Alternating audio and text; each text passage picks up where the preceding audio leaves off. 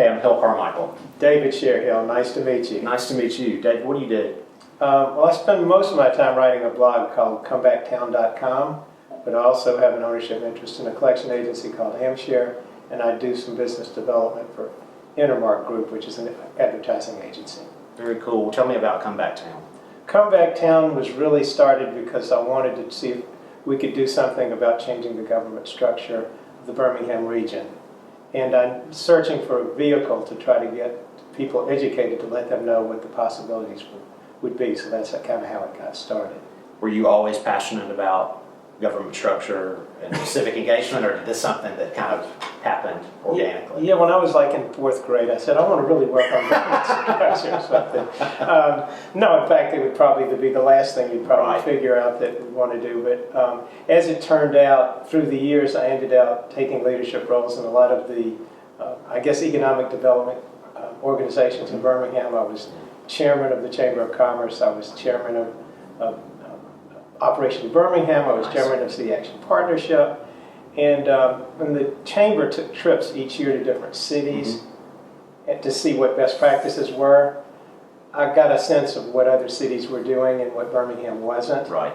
And so consequently, I came back and I said, you know what? This is something that probably needs to be discussed.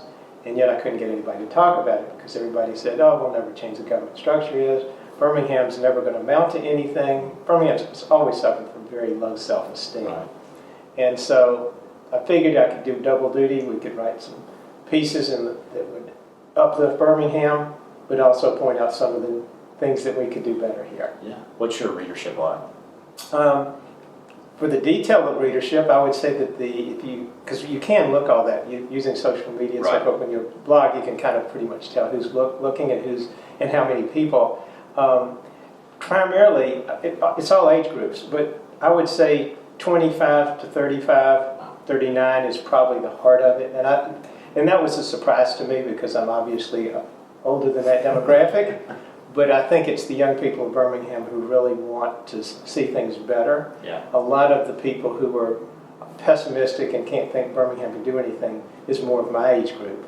Younger folks like you say, wait a minute, just because we haven't performed in the past doesn't mean we can't perform in the future. I appreciate you calling me young, by the way. How do people, do you all have a newsletter, paper that goes out or something like that? How do people get access? We do have an email newsletter, and it would be great if you would consider subscribing to it. All you have to do is go to comebacktown.com. Absolutely. And it, I send out the newsletter every 2 or 3 weeks. It's easy to opt out if it becomes a burden, but it's amazing. The number of readers continues to grow, and that certainly gives me an indication. Because look, nobody's looking to get another newsletter or another email. Sure. And so have people to subscribe and continue on. I think the big advantage of it would be that if we ever have an opportunity to mobilize the population of Birmingham, for people who really care about Birmingham, I mean, I've got this email newsletter people who are committed to staying subscribed to, and I have a feeling that we probably could make a big difference, all at one time. And in addition to that, AL.com automatically republishes it. So between that, social media postings and so forth, the audience is pretty large. And a motivated readership of that, for sure. Absolutely, because you'd be surprised how people are passionate about Birmingham and want us to really do something and be more than we can be. Well, that's great. I'm glad to know that. So tell me a little bit about yourself. I'm the executive director at an organization called Urban Ministry. We're over in the West End, a couple of blocks from Princeton Hospital. We've been there for about 38 years now. We have programs of our mission statement is compassion for today and wholeness for tomorrow. And so we do a lot of street outreach. We do a lot of homelessness prevention and rapid rehousing programs and emergency assistance for utility bills. For low-income families. We have an after-school program for kids called Urban Kids, and we are about to open up a community cafe, which is going to be a pay-as-you-can model, and we'll be opening that up in March 2016, which we're really excited about. Well, how did the organization come about in the first place? It was actually founded by the United Methodist Church in response to what was happening economically to the inner city. at the time in the late 60s, early 70s, and so that's how it kind of came about. But support has grown from that base. We are still very heavily supported by the North Alabama Conference of the United Methodist Church and individual churches, but we also get a considerable amount of funding from individuals and from foundations. How long have you been? 6 months, so I'm still a newbie. Right. Sure. And what was your background that qualifies you to do this job? Well, I don't know that anybody's really qualified when they come in to do this. It's a tough job working in the nonprofit sectors, particularly when you're working with low-income populations and helping them reach some sort of level of economic empowerment. But I had spent most of my career in the nonprofit world and spent a little bit of time in the political world, and I had also been in the private sector for the past 4 years. And so it gained a myriad of experiences, and I was able to sharpen some skills I otherwise wouldn't have been able to sharpen without those experiences. And this opportunity came up, and this is where my heart is, and this is where my passion is, and so I jumped at it. I'm curious, had you ever heard of the organization prior to applying for the job? I had. It was actually, I went to Birmingham Southern for undergrad, and Urban is about maybe a mile and a half from Birmingham Southern College, and it was my first service learning experience at Birmingham Southern was with Urban Ministry and their after-school program. And that was how many years ago? That was in 2000. That was in 1998. So full circle is what we've come.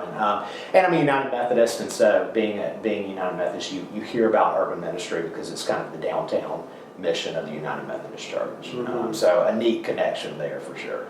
How many employees do y'all have? Or? We have about 23 employees. Really? Yeah, and we have 6 or 7 program directors for our programs and our office area and Urban Kids and the cafe. We also have a community garden. One of the issues that popped up in West End several years ago was that it's a food desert, and we wanted to be able to provide low-cost, healthy food and change the way people were thinking about their health and their food in a community where the only thing available really is fast food. Mm-hmm. And so we began a community garden, and the interesting thing about it is people said, how's this going to work in a neighborhood like West End with no fence and no security? And now it is a pride of the neighborhood.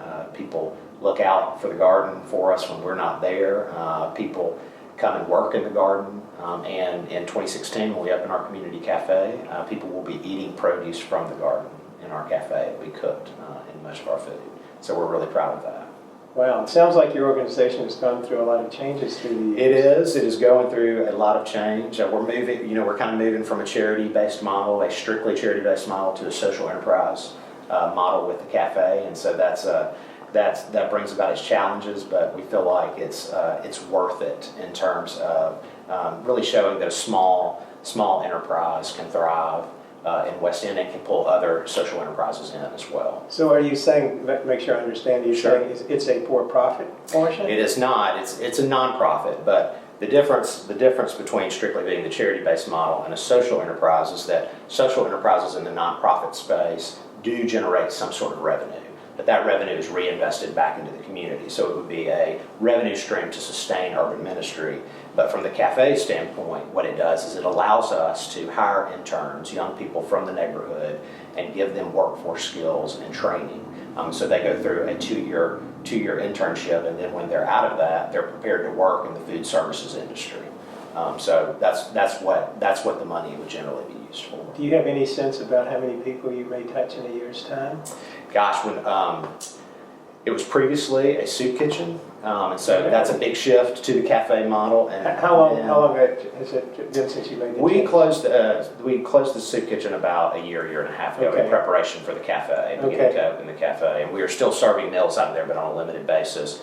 But it's somewhere between 3,000 and 5,000 people through all of our services combined, and so we're proud of that. We're proud of our long history, but we're going through some change right now, and it's some exciting change. Do you ever look for volunteers for your organization? Absolutely. We have a program called the Rush program. It's our inner city mission program where people come in and they work on rehabbing low-income people's houses. So they might come and paint, or they might come and build a ramp for someone who's in a wheelchair. They might come replace some rotten wood.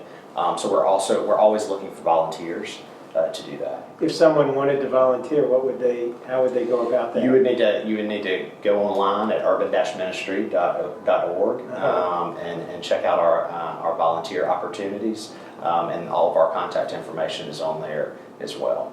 Well, that's been pretty great that this is an organization, quite frankly, I'd heard the name, but I had no idea what it did. Is there any plans to expand geographically, or do you think that you're probably pretty much going to stick where you are? I think there's a real benefit for us being focused on the West End. We certainly serve families and individuals beyond the 35211 zip code. We generally serve people all over the West End.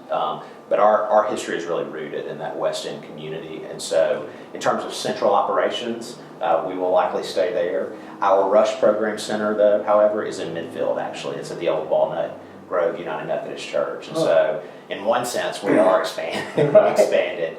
And we have great partnerships with people like Rev Birmingham. We help supply some of their food for their Urban Food Project, and we sell at local markets here, including Pepper Place, our produce. So there are lots of ways that we are just beginning to really get out into the community and share the work that we have been doing in different ways, in different capacities. Well, that's great. I'm sure glad I had an opportunity to get to know you and learn a little bit more about your organization. Same here, David. Good to see you. Good to meet you.